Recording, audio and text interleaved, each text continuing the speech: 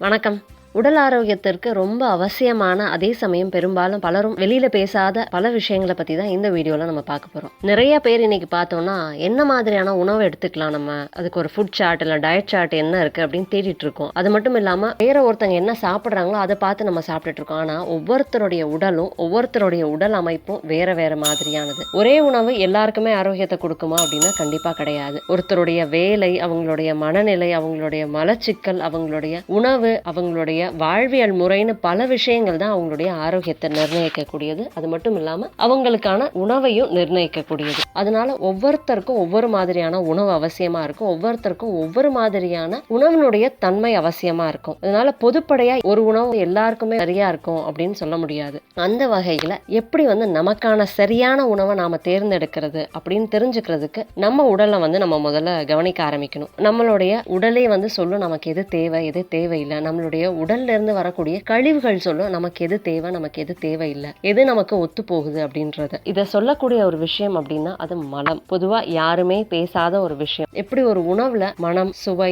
திடம், அதனுடைய அழகு அப்படின்னு பல விஷயங்களை பார்க்கிறோமோ அதே மாதிரி மலத்திலையும் சில விஷயங்களை கட்டாயம் ஒவ்வொருத்தரும் பார்க்கணும்.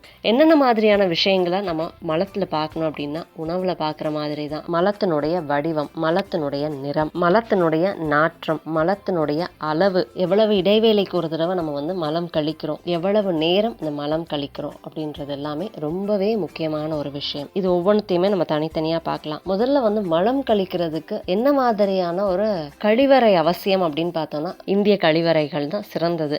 இந்திய கழிவறைகள்ல நம்ம மலம் கழிக்கும் பொழுது முழுமையா மலம் வெளியேறும். ஆரோக்கியத்தை மேம்படுத்துறதுக்கு அது உதவும். இப்ப நம்ம 6 விஷயங்கள் சொன்னோம். இந்த 6 விஷயங்கள்ல ஒன்னொன்னையும் தனித்தனியா பார்ப்போம். அதாவது மலத்தினுடைய வடிவம். இதுக்கு நிறைய வழிமுறைகள் இருக்கு, நிறைய விதங்கள் இருக்கு. அதுலயே ஒன்னு ஒன்னா சின்ன சின்னதா மாத்திக்கலாம். ஆனா 3 நம்ம பிரிச்சுக்கலாம். ஒண்ணு புழுக்கைகள், அதாவது ஆட்டு புழுக்க மாதிரி மலம் கழிக்கிறோம் அப்படின்னா அது ஒன்னா சேர்ந்திருந்தாலும் சரி இல்ல தனித்தனியா பிரிஞ்சிருந்தாலும் சரி அது மலச்சிக்கல் இருக்கு அப்படின்றத வெளிப்படுத்துறது. நார்ச்சத்து இல்லாத உணவுகள் அதிகமா எடுத்துக்கும் பொழுது இந்த மாதிரியான பிரச்சனைகள் அதிகமா வரும். முணங்கி போற மாதிரியான ஒரு சூழ்நிலை இருக்கும். ஆசன வாயில ஒரு விதமான சில அரிப்புகள், வலிகள், ஒரு சிரமத்தையும் கொடுக்கக்கூடிய ஒரு விதமாகவும் இருக்கும்.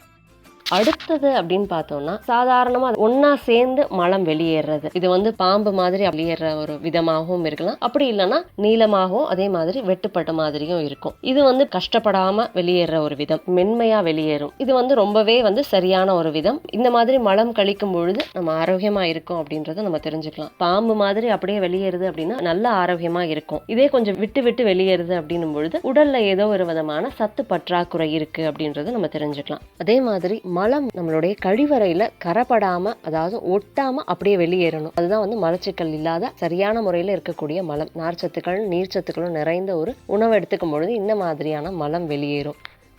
அடுத்ததா அப்படின்னு பார்க்கும்போது அதாவது 3வது விதம் அப்படின்னும் பொழுது அது தண்ணியா போறது, பேதியாறது. ரொம்ப தண்ணியாவோ இல்லைன்னா கட்டியும் தண்ணியுமா கொஞ்சம் திடமாகவும் கொஞ்சம் திரவமாகவும் வெளியேற ஒரு விதம். இந்த மாதிரி இருக்குன்னா நம்மளுடைய உணவுல ஏதோ சரியில்லை. இது ஏன் வருது அப்படின்னு பார்த்தோம்னா நம்ம சாப்பிடக்கூடிய உணவுகள் சரியான முறையில செரிமானமாகாத பொழுது இந்த மாதிரி வெளியேறும். அப்படி இல்லைன்னா உடல்ல அதிகப்படியான உஷ்ணம் சேரும் பொழுது இந்த மாதிரி வெளியேறும். உடல்ல உஷ்ணம் சேரும் பொழுது ஒண்ணு மலச்சிக்கலும் ஏற்படும், இந்த மாதிரி மோசமான பேதியும் ஏற்படும். அதனால இது எந்த வகையில சேருது அப்படின்றத நம்ம தெரிஞ்சுட்டு அதுக்கேற்ற மாதிரி நம்மளுடைய உணவு முறைகளையும் வாழ்வியல் முறைகளையும் மாற்றங்களை ஏற்படுத்தணும்.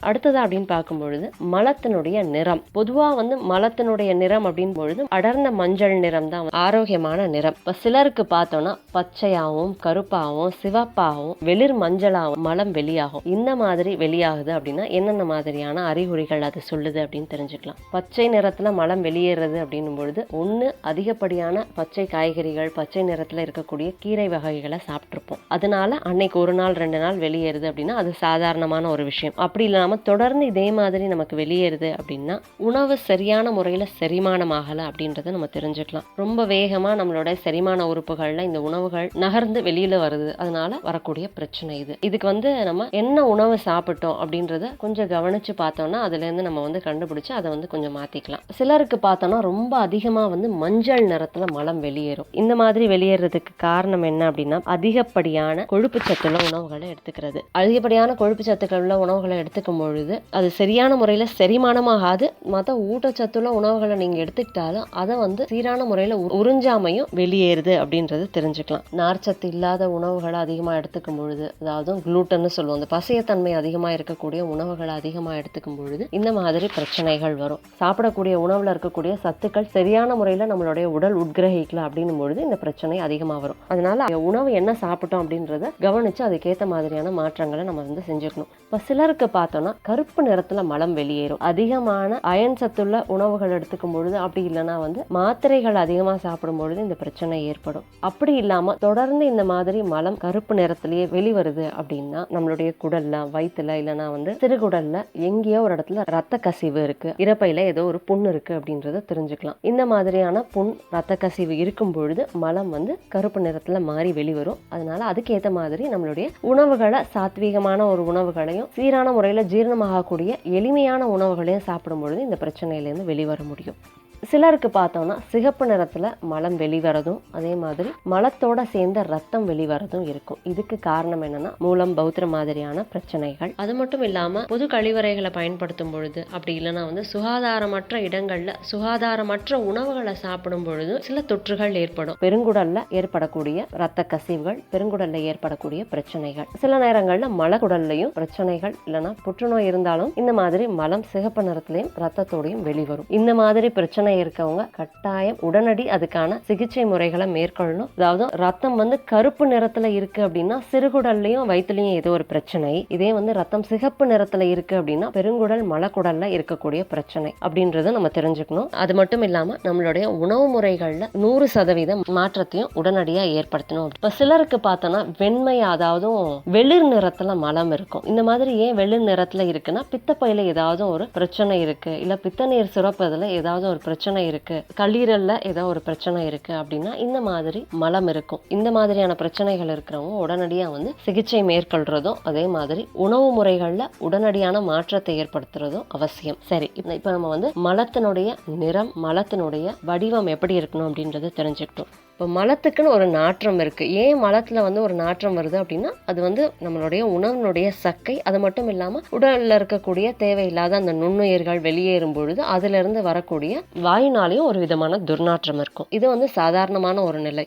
அதுவே வந்து அதிகப்படியான துர்நாற்றம் இருக்கும் பொழுது நம்மளுடைய உணவுல கட்டாய மாற்றத்தை ஏற்படுத்தணும். எதனால இந்த மாதிரி துர்நாற்றம் வருது அப்படின்னா நம்ம சாப்பிடக்கூடிய புரதச்சத்துக்கள் சீரான முறையில ஜீரணமாகல அப்படின்னும் பொழுது இந்த துர்நாற்றம் வரும். அதிகமா புளிச்ச உணவுகளை சாப்பிடும் பொழுது இந்த துர்நாற்றம் ஏற்படும். 4 நாளுக்கு மேல வச்சிருக்கக்கூடிய தோசை மாவுல தோசை செஞ்சு சாப்பிடும் பொழுது கட்டாயம் மலத்துல அதிகமான துர்நாற்றம் ஏற்படும். இதனால மலச்சிக்கல் ஏற்படும். நார்ச்சத்துக்கள் இல்லாத உணவுகளை சாப்பிடும் பொழுது துர்நாற்றம் ஏற்படும். அதிகப்படியான கொழுப்புச்சத்துள்ள உணவுகள், அதாவது மஞ்சள் நிறத்துல மலம்னு சொன்னேன், அந்த மாதிரி மஞ்சள் நிறத்துல மலம் இருக்கும் பொழுது அதிகப்படியான கொழுப்பு சத்துள்ள உணவுகளை சாப்பிட்டிருக்கும் பொழுது அதிகமான துர்நாற்றம் இருக்கும். அதிகப்படியான கொழுப்பு சத்துள்ள உணவுகளை சாப்பிடும் பொழுது இந்த பிரச்சனை வருது அப்படின்னா இந்த கொழுப்பு சத்துள்ள உணவுகளை குறைச்சிட்டு நார்ச்சத்து உள்ள உணவுகளை அதிகமா எடுத்துக்கலாம், இல்ல மற்ற சத்துக்கள் இருக்கக்கூடிய உணவுகளை அதிகமா எடுத்துக்கும் பொழுது இந்த பிரச்சனை மாறுபடும். அதுல இருந்து நம்ம தெரிஞ்சுக்கலாம் எந்த உணவுகள் நமக்கு, நம்மளுடைய ஆரோக்கியத்துக்கு, நம்மளோட வாழ்வியல் முறைக்கு நமக்கு சரியானதா இருக்கு அப்படின்றது. நம்ம சாப்பிட்டிருக்கக்கூடிய உணவு சரியான முறையில் செரிமானமாகல அப்படின்னும் பொழுது துர்நாற்றம் அதிகமாக இருக்கும். சாப்பிடும் பொழுது அந்த உணவு நல்லா வந்து பற்களால் கடிச்சு மென்று மைய கூழாக்கி சாப்பிட்றது சிறந்தது. இந்த மாதிரி சாப்பிடும் பொழுது சாப்பிட்டிருக்கக்கூடிய பொருள் சீரான முறையில் ஜீரணமாகும். அந்த மாதிரி இல்லாமல் நம்ம மேலோட்டமாக கடிச்சு சாப்பிட்டோம் அப்படின்னா மலத்திலையும் அந்த உணவு அப்படியே வந்து நேரடியாக இருக்கும். அப்படின்னா வந்து நம்மளுடைய உணவு சரியான முறையில் ஜீரணமாகலை அப்படின்றத தெரிஞ்சுக்கலாம். இதுவும் வந்து மலச்சிக்கல் மட்டும் இல்லாமல் துர்நாற்றத்தையும் ஏற்படுத்தும். அதிகமான கார உணவுகள் சாப்பிடும் பொழுது, அதிகமான மாவுச்சத்துள்ள உணவுகளை சாப்பிடும் பொழுது, அதிகமாக வந்து எந்த சத்துக்களும் இல்லாத, அதாவது துரித உணவுகளை சாப்பிடும் பொழுது துர்நாற்றம் அதிகமாக இருக்கும். சில பேருக்கு பார்த்தோம்னா சில உணவுகளில் ஒவ்வாமை இருக்கும், அதாவது அலர்ஜி இருக்கும். அந்த உணவுகளை சாப்பிடும் பொழுது அதிகமான துர்நாற்றம் இருக்கும். உதாரணத்துக்கு சொல்லணும் அப்படின்னா குளூட்டன் மாதிரியான பசையத்தன்மை உள்ள உணவுகள், கோதுமை மாதிரியான உணவுகள், மைதா மாதிரியான உணவுகள், பால் சார்ந்த உணவுகள் சாப்பிடும் பொழுது மலத்துல அதிகமான துர்நாற்றம் இருக்கும். குடல் புண் இருக்கிறவங்களுக்கு சீரான முறையில் உணவு செரிமானமாகலை அப்படின்னும் பொழுது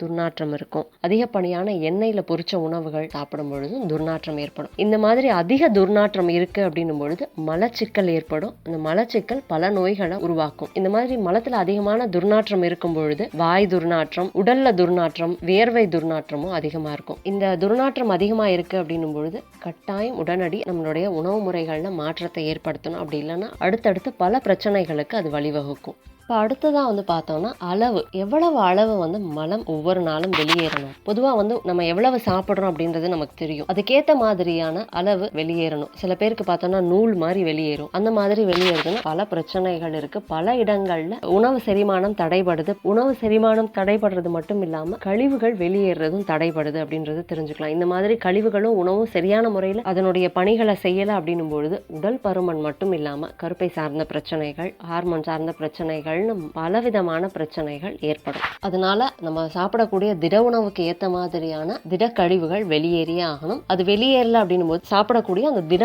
உணவை சரிபார்த்து அதுக்கான ஆரோக்கியமான உணவை நம்ம எடுத்துக்கிறது நல்லது. இப்போ மலம் வெளியேறும் பொழுது பாம்பு மாதிரி நான் சொன்னேன், அந்த பாம்பு மாதிரி எல்லாருக்குமே வெளியேறுமா அப்படின்னா கிடையாது. ஒரு நார்ச்சத்துள்ள உணவுகளும் ஆரோக்கியமான உணவுகளை சாப்பிடும் பொழுது மட்டும்தான் அந்த மாதிரி வெளியேறும். அடுத்ததான் பார்த்தோம்னா நேரம், எவ்வளவு நேரம் மலம் கழிக்கிறதுக்கு நம்ம எடுத்துக்கலாம் அப்படின்னா, இதை வந்து ரொம்ப சாதாரணமாக சொல்லணும் அப்படின்னா நம்ம வந்து ஆட்டு புளிக்க மாதிரி போகவே கூடாது. அது ஆபத்தான ஒரு விஷயம். அப்போ எப்படி போகணும் அப்படின்னா, ஒரு மாடு இல்லைன்னா குதிரை எடுத்துக்கலாம். 30 செகண்ட்ல அது மொத்த மலத்தையும் வெளியேற்றிடும். அந்த மாதிரி நம்ம வந்து எவ்வளவு விரைவாக முடியுமோ அவ்வளவு விரைவாக நம்மளுடைய மலம் மொத்தமாக வந்து வெளியேறது ஆரோக்கியத்தை கொடுக்கக்கூடியது. சின்ன சின்னதாக வந்து ஒரு 10 நிமிஷத்துக்கு நம்ம வந்து மலம் கழிக்கிறோம் அப்படின்னா அதுக்கு காரணம் என்ன அப்படின்னா அதிகப்படியான மலச்சிக்கல் இருக்குது அப்படின்றது நம்ம தெரிஞ்சுக்கலாம். அதனால ஒரு 30 செகண்ட்லேருந்து 1 நிமிஷத்துக்குள்ள மலம் கழிக்கிறது ஆரோக்கியத்தை கொடுக்கக்கூடியது. எந்த விதமான வலியும் இல்லாம ரொம்ப மென்மையா மலம் வெளியேறணும். அடுத்ததான்னு பார்க்கும்போது இடைவெளி, அதாவது ஒரு தடவை மலம் கழித்ததுக்கும் அடுத்த தடவை மலம் கழிக்கிறதுக்கும் எவ்வளவு இடைவெளி இருக்கணும் அப்படின்னு பார்த்தோம்னா, கட்டாயம் ஒவ்வொரு நாளும் ஒரு முறை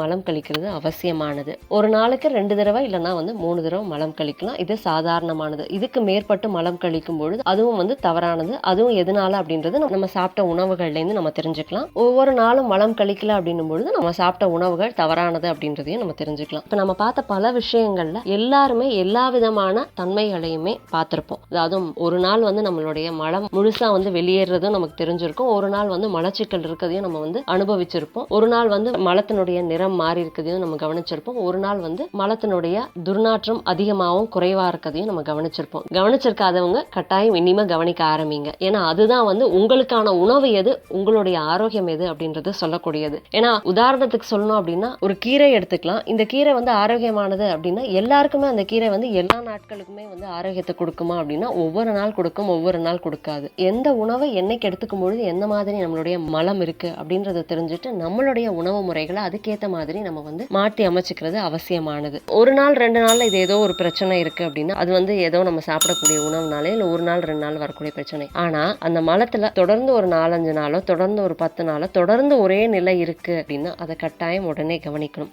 எது வந்து ஆரோக்கியமான ஒரு மலம் அப்படின்றத நம்ம இதுல இருந்து தெரிஞ்சுக்கிட்டோம். இந்த ஆரோக்கியமான மலம் ஒவ்வொரு நாளும் வெளியேறும் போது உடல்நிலை ஆரோக்கியமானதா இருக்கு அப்படின்றத தெரிஞ்சுக்கலாம். ஒவ்வொரு நாளும் நீர் சத்துக்களும் உடலுக்கு ரொம்பவே அவசியமானது. ஒவ்வொருத்தருக்கும் தேவையான அளவு தண்ணி குடிக்கிறதுன்றது ரொம்பவே அவசியமானது. உணவுல எப்படி அதனுடைய மனம் ரொம்ப அவசியம், அதே மாதிரி அதனுடைய சுவை ரொம்ப அவசியம், அதனுடைய அலங்காரம் நிறம் ரொம்ப அவசியமா இருக்கும். அதே மாதிரி மலத்துக்கும் நம்ம சொன்ன இந்த பல விஷயங்கள் ரொம்பவே அவசியம். அதனால நம்ம மலத்தை கவனிக்கும் பொழுது நம்மளுடைய ஆரோக்கியம் மேம்படும். நம்ம சேனல்ல ஆரோக்கியத்தை கொடுக்கக்கூடிய பல உணவு முறைகள் இருக்கு. கண்டிப்பா அது ஒவ்வொன்றையும் ட்ரை பண்ணி பாருங்க. எந்த மாதிரியான உணவு எடுத்துக்கும் பொழுது நம்மளுடைய ஆரோக்கியம் மேம்படுது அப்படின்றதையும் தெரிஞ்சுக்கோங்க. ஒவ்வொரு நாளும் உணவுல பழங்களையும் அதிகமா எடுத்துக்கும் பொழுது ஆரோக்கியம் மேம்படும். நாம பார்த்த இந்த பல விஷயங்கள் பெரியவங்களுக்கு மட்டும் இல்ல குழந்தைகளுக்கும் பொருந்தும். அதனால குழந்தைகளுக்கும் அதுக்கேற்ற மாதிரியான ஆரோக்கிய உணவுகளை கொடுக்கும் பொழுது அவங்களுடைய ஆரோக்கியம் வளரும். பல விஷயங்களை பார்த்தோம். இந்த வீடியோ பயனுள்ளதாக இருந்ததுன்னா லைக் பண்ணுங்க, மற்றவங்களுக்கு ஷேர் பண்ணுங்க. நம்ம சேனலுக்கு இன்னும் சப்ஸ்கிரைப் பண்ணா சப்ஸ்கிரைப் பண்ணிக்கோங்க. பக்கத்தில் இருக்கக்கூடிய அந்த நோட்டிஃபிகேஷன் பெல் பட்டனை கிளிக் பண்ணிக்கோங்க. என் ஆரோக்கியம், என் குடும்பத்தின் ஆரோக்கியம், என் சமூகத்தின் ஆரோக்கியத்திற்கான பயணம் இது. கைகோர்ப்போம், ஆரோக்கியத்திற்கு விதையாவோம். நன்றி.